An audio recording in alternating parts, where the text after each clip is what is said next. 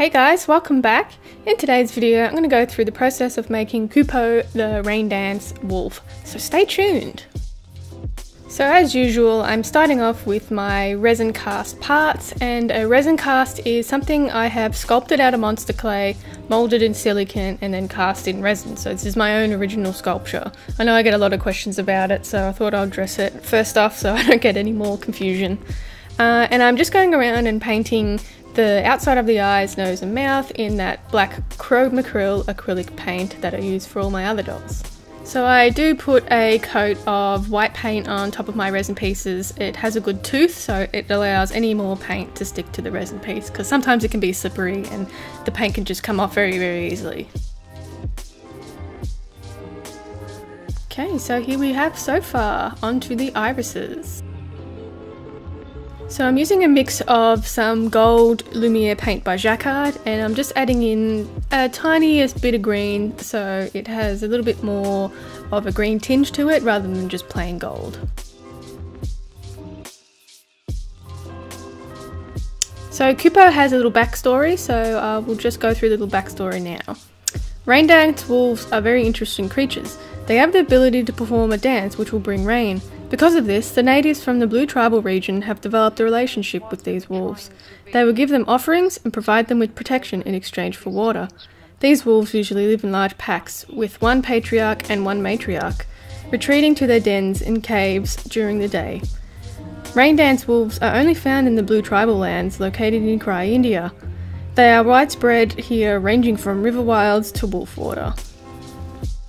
So if you like these little backstories, let me know in the comments and I'll try to make them a bit more elaborate so you can enjoy them a bit more. So moving on to painting the pupils now, and I'm using that same Chromacryl black acrylic paint, and I'm using a dry brush technique and just building up on layers with that black paint to make it a bit more in-depth and give it a bit more character. So for the feet I'm using a resin piece as well, and this is a paw that I've sculpted, moulded and cast. Just giving it a rough painting of the black paint because we're going to cover it in fur anyway, so there's no need to be too neat and tidy about it. And I'll do this for all four of the paws and then we can stick it together.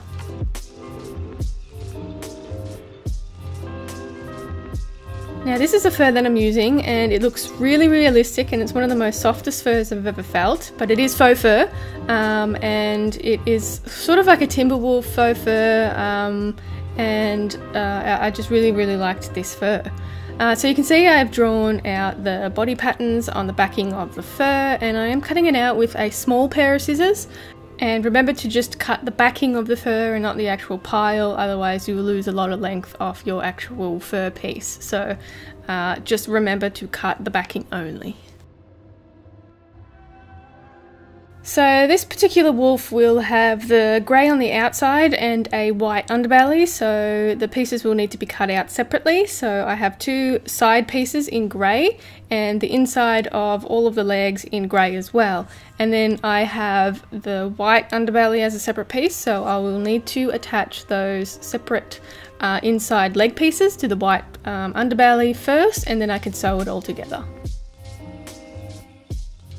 And I do prefer to use a machine to sew rather than hand sewing or even gluing the fur pieces together. I just find gluing ends up having too much of a weird seam, hard, yucky line, which I don't want on my dolls. The only bits that I glue are around the heads and the feet.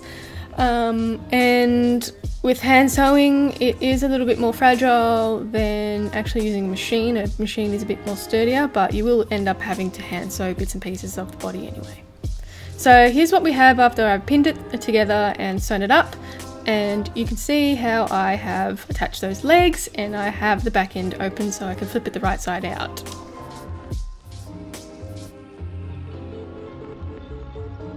So here's what we have once I have flipped the fur out, and you can see the shape is starting to take. So in the meantime, I make a wire armature and attach that wire armature to the resin pieces, but I insert the wire armature inside the fur first and then I attach those resin pieces. I'll then go ahead and sew up all of the open ends with a ladder stitch and some good quality thread, because you don't want a thread that is likely to snap, even though I've snapped the threads many times.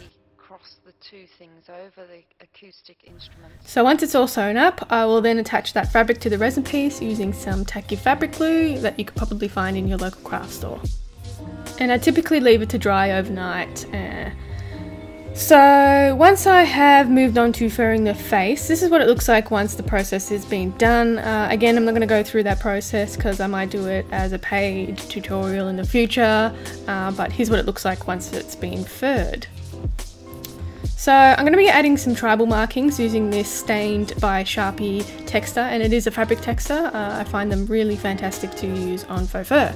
So because this guy is a rain dance wolf, I wanted to do a rain symbol on him somewhere. So I always tend to go for the rear end to put any symbols on or anything, and then I'm just drawing in a rough rain symbol.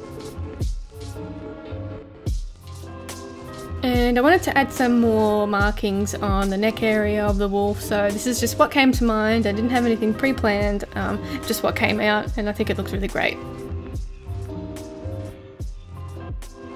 So a good tip to use when you're adding some colour to your fur is to comb it out while it's still slightly wet and not too dry. But I can make a tutorial in the future about dyeing faux fur. I do plan on doing it, I just need to find the time.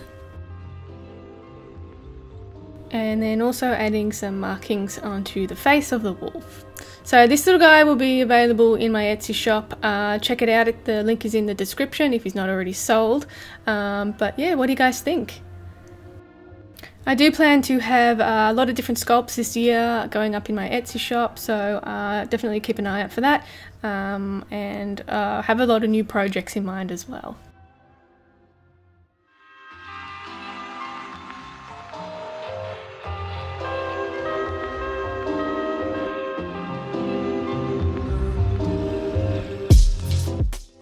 Alright, that is it from me today, guys. I hope you enjoyed the video. If you did, give it a thumbs up and don't forget to subscribe. If you have any requests, you can leave it in the comments down below. You can also check me out on Instagram and Facebook at Creatures of Nat, and I'll see you in the next one. Bye!